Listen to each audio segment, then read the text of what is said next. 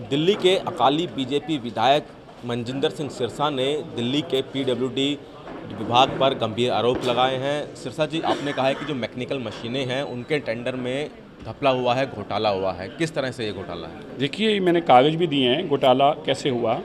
पहले ये टेंडर जो थे स्टेट लेवल पर किए जा रहे थे। जब इसकी जानकारी लोगों को आ गई कि इसमें घोटाला होने जा रहा है और 3 लोगों को काम दिया जा रहा है, तो उन्होंने तुरंत उसको कैंसिल करके वही काम बाद में जोनों को दे दिया, ताकि जोन लेवल के छोटे अफसरों पे गाज गिरे। अगर गिरे तो वो काम पवन कुमार ठेकेदार, जो कि अरविंद, जो कि सत्येंद्र जैन के नज़दीकी बताए जाते हैं, क्या लेन देन पैसे का तो वही बता सकते हैं, उनको काम देने के लिए सारी गाइडलाइंस को दरकिनार कर दिया गया।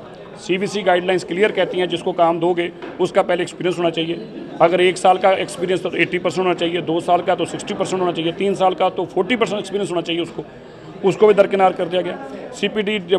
सीपीडब्ल्यूडी की गाइडलाइंस को भी दरकिनार कर दिया गया।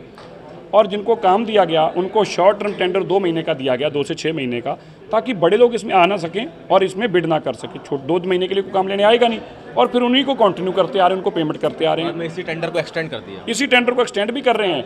और इसी आदमी को, जिनको ये काम दिया गया, वो सस्ती गाड़ियाँ खरीद कर, जब काम दिया गया तो गाइडलाइंस फ़ोटो लगाई गई कि आपको ये गाइडलाइंस के तहत काम करना है, यूरोफोम नॉर्म्स की गाड़ी होनी चाहिए, जो सब कुछ महंगा था वो बता दिया गया।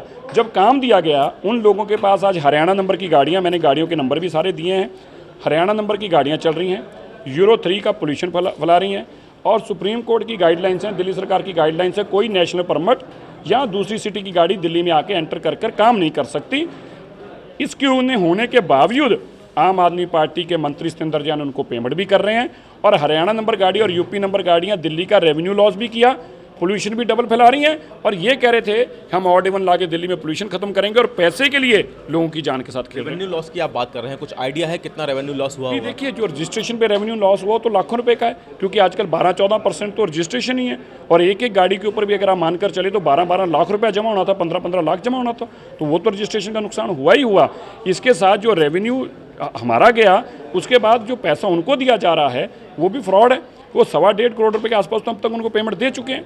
पीडब्ल्यूडी जो डिपार्टमेंट है उस पर पहले भी कई गंभीर आरोप लगते रहे हैं, आपने भी आरोप लगाया है, मंत्री जो हैं सत्येंद्र जैन वो भी घेरे में रहते हैं, लेकिन अभी तक आम आदमी पार्टी या अरविंद केजरीवाल की तरफ से कोई कार्रवाई नहीं की गई सत्येंद्र जैन पर। क्योंकि सत्येंद्र जैन आम आदमी पार्टी के कमाऊ पूत हैं। जो पैसा इकट्ठा किया सब सत्येंद्र जैन के माध्यम से इकट्ठा होता है इस सरकार के अंदर, और जो पैसा इकट्ठा होता है उस काले धन को सफ़ेद कैसे करना, उसमें भी सत्येंद्र जैन को इन्वॉल्व किया जाता है। सत्येंद्र जैन ने इनका करोड़ों रुपया सफ़ेद करा है, करोड़ों रुपये इनको कमा कर दिया है। अगर उस पर कार्रवाई करते हैं और अगर उसने इनके भेद खोल दिए तो अरविंद केजरीवाल और उनके उप मुख्यमंत्री मनीष सिसोदिया दोनों गले में फंदा डालना पड़ जाएगा इनको। इसलिए उसको तो कभी निकाल ही नहीं सकते, उस पर कार्रवाई तो कर ही नहीं सकते। जो ये आप मामला लेकर आए हैं, क्या इसकी शिकायत एसीबी में या किसी जांच एजेंसी में कहा कि आपके टीवी के माध्यम से और प्रेस के माध्यम से हम अरविंद केजरीवाल से ये रिक्वेस्ट करते हैं, अगर वो ये मानते हैं कि इस घपले में और इसके पैसे में लेन देन उनका नहीं है, तो उनको खुद इसकी एंटी करप्शन ब्यूरो को इसकी जानकारी देकर इस पर कंप्लेंट करनी चाहिए।